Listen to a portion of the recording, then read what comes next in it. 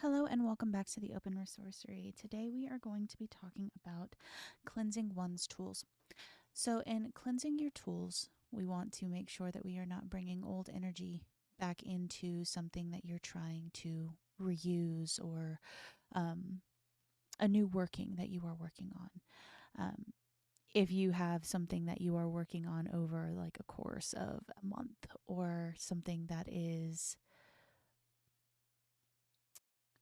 more akin to building energy over time, you don't necessarily have to cleanse it because you're bringing back that same energy over and over again. But if you're doing new workings or you're starting something different and that old working is done, not exchanging those energies between each other is a good practice to use. So first off, we're going to start with smoke cleansing. So, my favorite way to use smoke cleansing is, of course, frankincense and myrrh. I have frankincense and myrrh always on me. And quite frankly, I burn it on the daily, not only for my space, because my space is sacred. My space is my temple. My space is my sanctuary. And I don't want negative entities or energies to attach and grow here. But also, on the weekly, I do cleanse my tarot deck that I use commercially in that same frankincense and myrrh smoke so that it's passing all people's negative energies that may have flowed into the cards as I'm channeling for them, passing that away and allowing new energy to grow. And of course, as we remove negative energy, we also want to positively charge it. But I can talk about that more at the very end. So with that, we got smoke cleansing. Smoke cleansing, super easy, super quick. You light your incense. It could be a stick incense. It could be a cone incense. It could be the incense crystals that you're literally using on a charcoal disc. It doesn't really matter. All that matters is that it's producing the smoke, and from there, passing your tool or whatever kind of magical instrument that you are using through the smoke to cleanse it. The next one would be water cleansing. So, water cleansing is, of course, literally watching the dirt and the grime and anything wash off of whatever tool that you're using. Just like we wash our dishes in the sink. It's a little bit different, but the vibe is the same.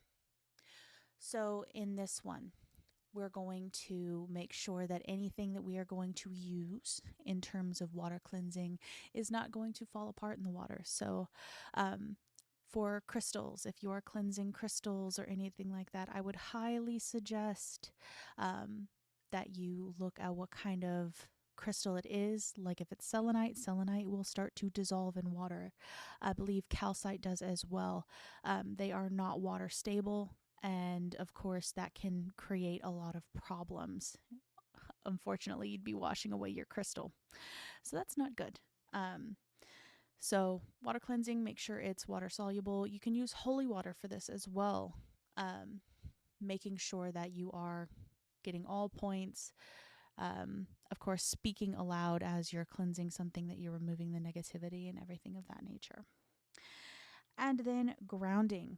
This one I find extremely interesting, and I haven't really messed with this practice too much, but I've heard of it, and honestly, I think it's even one of the best ways to cleanse ourselves.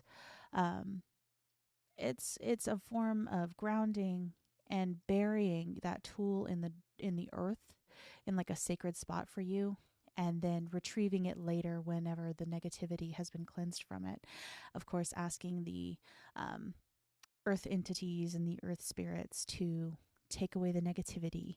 And of course, one of the best ways is really burying your feet in the dirt and then kind of going into a meditative state and allowing negativity to flow away from you through your feet, through the roots that you grow into the ground, through visualization, of course. And then recharging from the earth, sending that negativity down deep and so it can be recycled. I love that one. That one is one of my favorites. And using it for tools as well is a good practice. Keep that earth energy, keep that that grounding. It's always necessary. Just make sure that you're able to actually find your tools afterwards. So mark the spot or put it in a bag, like a little muslin bag or something of that nature, so that you can actually find it later. You don't want to lose your tools in the dirt. So if it's not your area and you're not going to be there long, I wouldn't suggest that you use that one. The next one is passing through fire, like cleansing through fire, purification through fire. And again, if it is any kind of crystal, make sure that it's not heat sensitive, like amethysts. Amethysts are not good with heat. They're not good with sunlight. They're not good with anything of that nature. So passing them over or through fire would not be beneficial for the state of your crystal. So I wouldn't suggest it. Of course, if anything is flammable, I also wouldn't suggest it. It's more so for like if you're blessing your athame or you are blessing a blade of some sort. It doesn't necessarily have to be like an athame or athame, whatever you want to call it. It could be any kind of tool. Of course, I already said flammability, but just as kind of a drive it home, make sure not to put anything flammable in the fire because these are your tools and you do want to respect them. So we talked about cleansing in terms of air, earth, water, fire. Like we covered the elements there. I also want to cover just energetic. So it's like you're being the recycling agent if you are really good at visualization or you're really good at pushing your energy or you just want to practice. That's always good too. You hold your tool in your hand. If you want to go through the alchemical process and transmute the energy yourself, I would suggest holding it in your left hand because that is the hand that is associated with the feminine. That is the hand that is supposed to be receptive. And then using your right hand to cup over the top of it. And you have to have the visual process in your head of pulling any negativity out of the tool in and of itself, any old energy, any stagnant energy. It's like you have a vacuum tube from the middle of your palm that goes directly into your heart space, that transmutation space, where you can change it and you can turn that energy pure and clean again. And then you push that energy out through your right arm and through your right palm and back into the tool. So you can do this by yourself. You don't necessarily need the elemental aspects, but it does take practice. And of course, you don't want to actually be creating that gunk within yourself either. So making sure that you are cleansing yourself afterwards, kind of checking on yourself energetically to make sure that you are all okay. That's always a good one to use. And then, of course, there is charging afterwards, because if you are going to cleanse something, you are going to remove impurities, you are going to leave it empty, you are going to empty the cup. You need to fill it up so that gunk doesn't stagnate and you don't create an empty space for something negative to grow.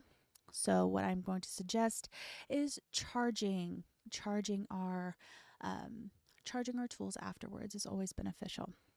Of course, you can do candle charging. It's almost like sigil work, where you're placing a sigil underneath a candle to charge it, and that candle is specifically intentioned towards charging that tool. And you can do that for anything. You can bless it with your own oils. You can bless it with crystals. If it is crystals, I would highly suggest charging the crystals under the moon or the sun, dependent on the kind of crystal they are and what they correspond with, but that is my personal preference. But there are many ways to charge things. Of course, just asking that they be charged, pulling energy into yourself from the area around you and then pointing it or directing it towards that tool in and of itself is always a really good way to charge it. And it also kind of creates that energetic signature of you in the tool, so it makes you and that tool a lot closer. But those are very, very simple ways of cleansing and caring for one's tools. Of course, we will be doing a crystal series so that we go over what crystals are for what and what crystals are actually safe for different uses. Like, can you put them in your water? Can you put them through fire and all of that? And, but we will cover that in a later video. So this has been Devi with the Open Sorcery, and I hope to see you next time. Have a wonderful day.